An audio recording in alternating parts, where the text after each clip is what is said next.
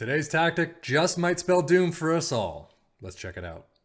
This tactic is called the 3-4-2-1 mid-block of doom version 2. So obviously I had to take a look.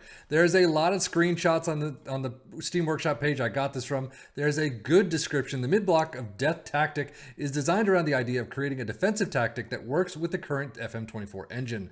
The current engine forces you into really only one style of play, and due to this I have attempted to mesh what works into a defensive style. There's more to it. We're not going to go over all of it, but as you can see, it is an asymmetric tactic that definitely does not look like what we've seen before. Definitely does not look like a standard tactic. And as always, if you have a tactic you want us to take a look at, let us know in the description below where we can find it, what the name is, who it's by, things like that. Or if you don't want to leave a comment in the description below, feel free to join our Facebook group. There's plenty of people that would love to take a look at tactics. And if I see it, we'd love to try it here on the channel. But today's tactic, the 3-4-2-1 mid-block of doom tactic, or of death, whatever you want to call it. Looking at the tactic itself, a sweeper, keeper, and defend, and immediately you can see we have some individual instructions that we need to take a look at. Central defenders all across the line, although the one on the right is a stopper while the other two are in defend. Wingbacks on the left and right in support. Ball-winning midfielder, Segundo Volante next to him. Above them is a central midfielder in attack, and then an advanced playmaker in the attacking mid section, and then leading the line, a pressing forward in attack. Cautious mentality, it does not look like there's much here. You have basically mixed crosses and a higher tempo.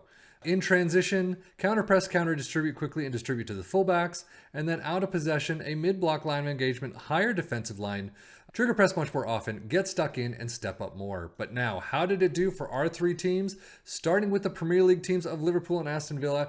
As you can see, Liverpool in second place, Aston Villa in fifth. Not too bad. As you can see though, Liverpool with 82 points, 63 goals for, definitely low than what we've seen. I mean, this is more of a defensive tactic. Aston Villa with 67 points and only 46 for. Liverpool's cups do run out though. EFL Cup 4th round, 1-3 against Manchester United. And then the FA Cup quarterfinal against Manchester United. Again, apparently the bogey team of the season. And unfortunately, no trophies come around. The Europa League round of 16 is where you bow out to Feyenoord. So overall, not the greatest of seasons. Premier League, you're doing well in second place. You get Champions League next season, but overall, nothing else to show for it. Squad-wise, as you can see, 19 goals for Nunez, Szoboszlai with 15, assists 17 for Trent, and no one else in double digits. You got a few players in green. 7-10 though is the highest with Trent. That is really low. Aston Villa this time around, EFL Cup out in the 4th round almost immediately against Leeds. However, the FA Cup, you can see they went through unblemished. 3-0 against Middlesbrough in the final. You get yourself a trophy. Unfortunately though, the Europa Conference League, you're out in the quarters against Olympiacos. So competition-wise, 5th place is not a bad place to end up in the Premier League, 67 points. You do have the FA Cup, so a fantastic season, I have to say, for Aston Villa. Squad-wise, 32 whopping goals for Ollie Watkins. That's insane. And then the next person down, John McGinn with 6. That's insane. 13 assists for McGinn. Matty Cash with 10. Average rating, 7-12 for Alex Moreno. Robin Olsen with 7-10. I mean, still, yeah, some serious goals are needed from other players, but overall, not too bad.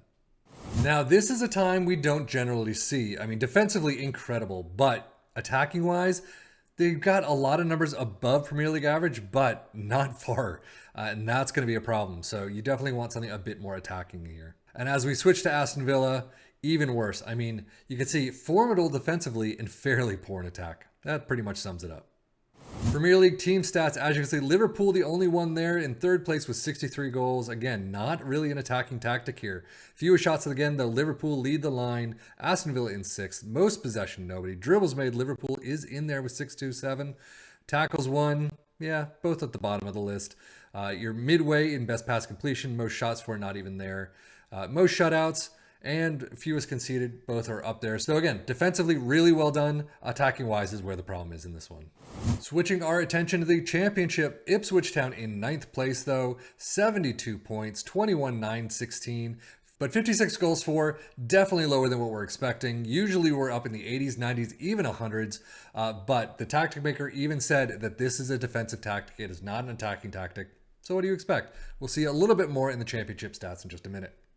Schedule-wise, you're out immediately in the Cups. EFL Cup first round 0-0 against Bristol Rovers, and Birmingham out in the FA Cup third round 0-1.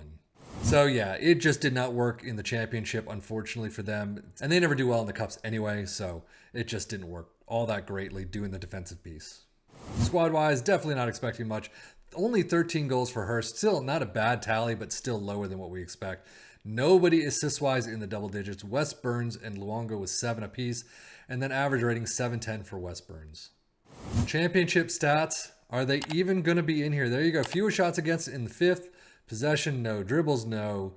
Most tackles, not even there. So overall, really not in this list whatsoever. So overall, I mean, the table looks fine. Liverpool doing well, Aston Villa doing well. Points-wise, not so much, but Ipswich Town, not the greatest. Again, this is just a sim. You could take control, do your own things, do your own match shouting, your own tactical changes, training, transfers, things like that, and you could do a lot better than what we have here. But that is what we get. Don't forget to leave your own tactics down below if you want us to cover anything, or on our Facebook page. But that's it for me. Seffian FM for the Football Manager blog channel saying thank you as always for watching. Take care and enjoy.